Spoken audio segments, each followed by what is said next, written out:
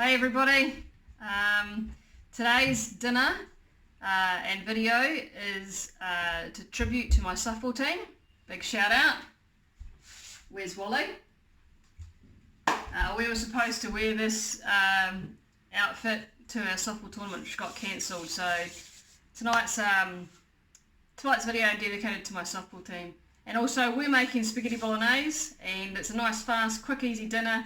I used to always make it before I went out to softball practice, so there's a couple of reasons for tonight. I'm also going to add in focaccia bread. I'm going to show you how to do that tonight. I don't normally do this on a weeknight, I just don't have time, but today I do, so I'm going to add that in as well, and I'll show you how to do that in a sec. Okay, so here is the recipe, and again I can send this to you if you'd like. I use brown flour and white flour. This is not a gluten-free recipe.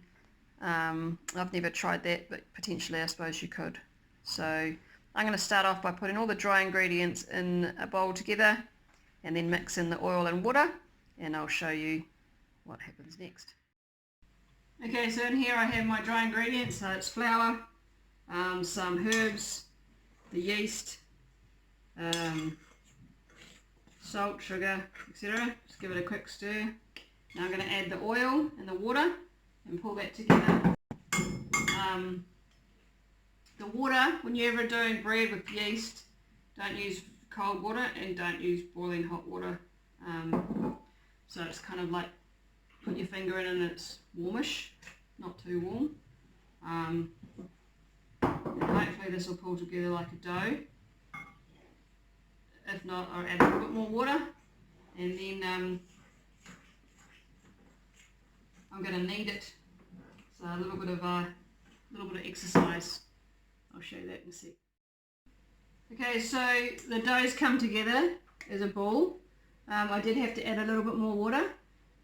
So if you have to do that, just a little bit at a time, because obviously if you get too much, it's no going back. So I'm just going to get a little bit of flour, dust my area with flour, and then this goes down and the exercise begins. So you just basically want to go forward, in, forward, in, forward, in, forward, in, forward.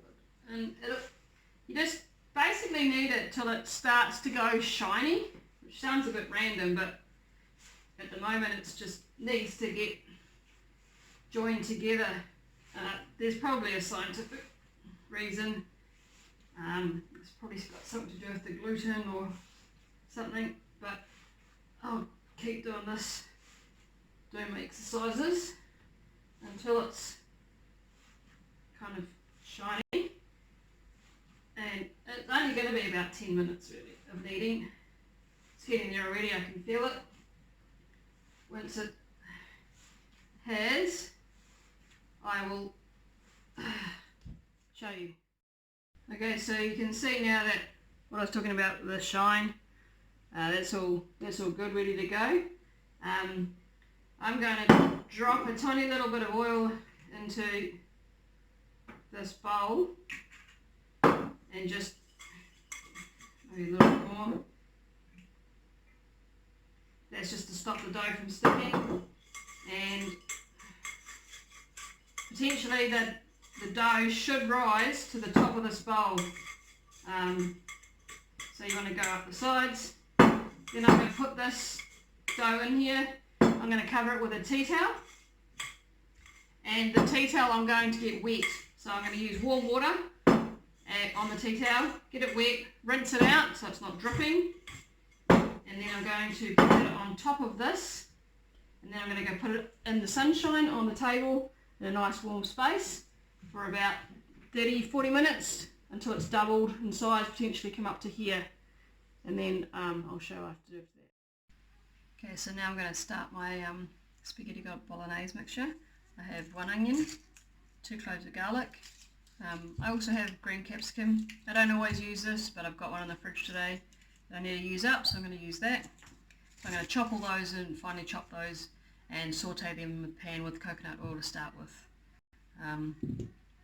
Other ingredients that I use is a carrot. Carrots make it sweet. It's also a good way of getting vegetables in there as well.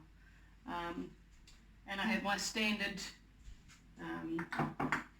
paprika, cumin and turmeric, my 3 favourites, and a tin of chopped tomatoes. So start by chopping those veggies and then I'll come back. Okay, so I've chopped up my onions and my capsicum and my garlic. I'm just going to put some coconut oil in my pan, and then I'm going to cook them off. And then I'm going to grate my carrot into the pan as well. So as many veggies as you can get in at the beginning here, the better. It's a great way to disguise veggies for children. Obviously go with what you like, but yeah, get as many veggies. Some people put mushrooms in as well. I'm not a fan of mushrooms, but you could put zucchini. I often grate zucchini and put that in there as well. And I could do celery if you've got that, chop it up small, wherever you got, grate it or chop it up small and get it in the pan.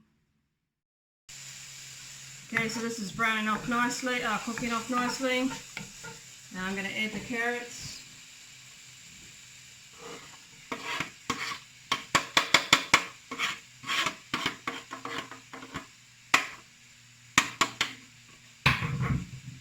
Apparently, spaghetti bolognese from the Italians is a day-long process, and you cook it with carrots and celery like I slow cook for like the whole day. So the chef told me. But this is seriously one of my quickest and easiest midweek meals, and my child loves it. It's one of her favourites. So it's definitely what we do once a week.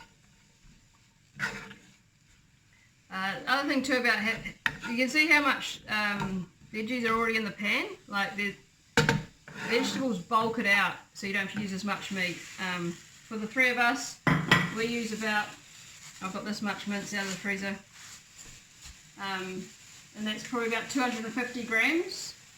I'll just get a 500 or a kilogram and divide it into 3, or sorry, divide it into 4, divide it in half. And you want to fry this off, so this goes in before the tomatoes. The can of tomatoes has got a lot of liquid in it, so you want to fry this off. So you want to chop this all up and get it browned off, and try not to have too many lumps if possible. And then I will add the can of tomatoes. Okay, so that's browned off nicely, and you can see there's not many lumps. I always try and do the carrot first because with the meat, because it softens it up a little bit more, and then it hides it a bit more in the meal. In goes the can of tomatoes, and always after a can of tomatoes in anything, I always add a teaspoon of salt, because tomatoes are great. A product that needs a lot of flavour added to them, salt especially. So I'll add in some salt, I'll add in a teaspoon of paprika, a teaspoon of cumin, and then I'll grind in my turmeric as well. Now, I mean, your money saving tips really are that if you have to spend less on meat. Meat's your most expensive thing. I read somewhere that you could add rolled oats to your spaghetti, to your mince mixture, sorry, which sounds really disgusting, but I have done it when I was cooking for more than just our family, when we had boarders. Sorry Marshy and Mark, now you know. Yep, put rolled oats in, make sure it cooks for long enough, and what it does is just bulks out your meal. So I'll get rid of those tomato lumps as well, and I'll just let this simmer for a while,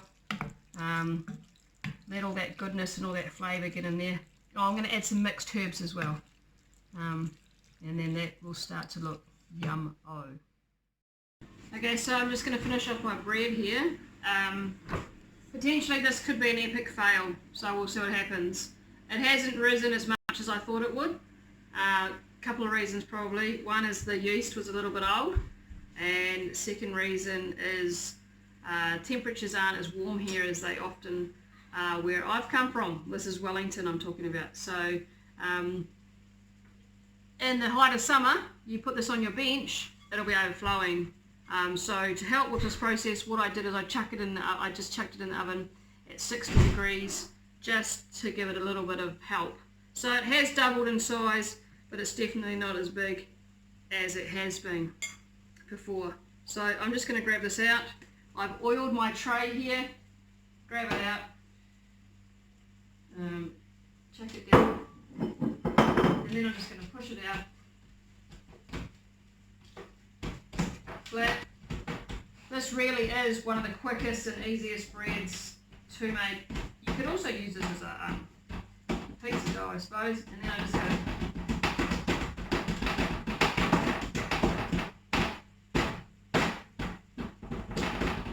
If I had some rosemary, fresh rosemary, I'd chuck it on top.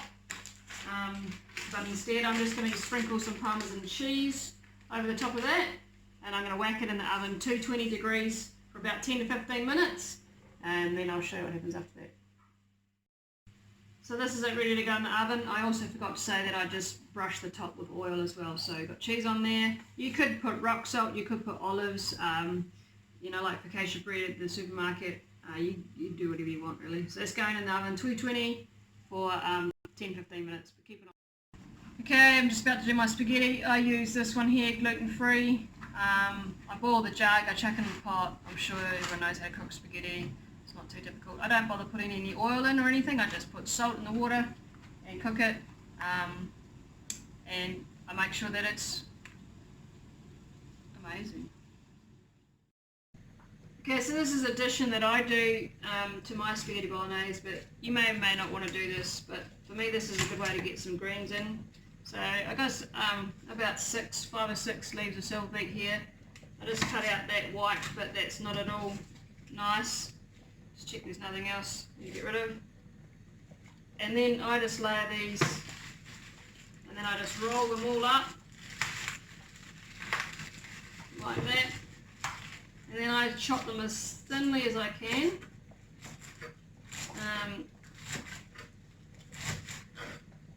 So I'm just basically getting thin little crispy bits like that. And then I'll try and go as quick as I can. And then I'll add that to my mince mixture. I'll show you in a second. And then I'll cut it down the middle, just so that you're not going to end up with a big chunk. The smaller the better. And then this goes into here. And then I will give that a good stir. And it looks like heaps, but basically what happens is it just all cooks down.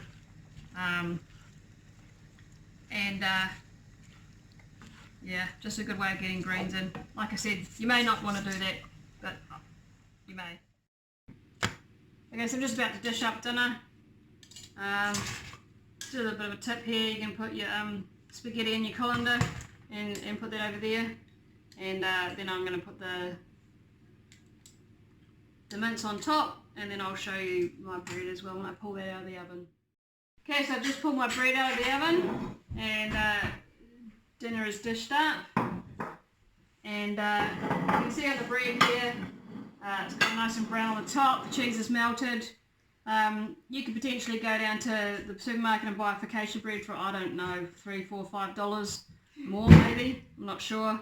But for a couple of cups of flour and a little bit of effort, you can have a rip apart Foccacia bread at your own disposal.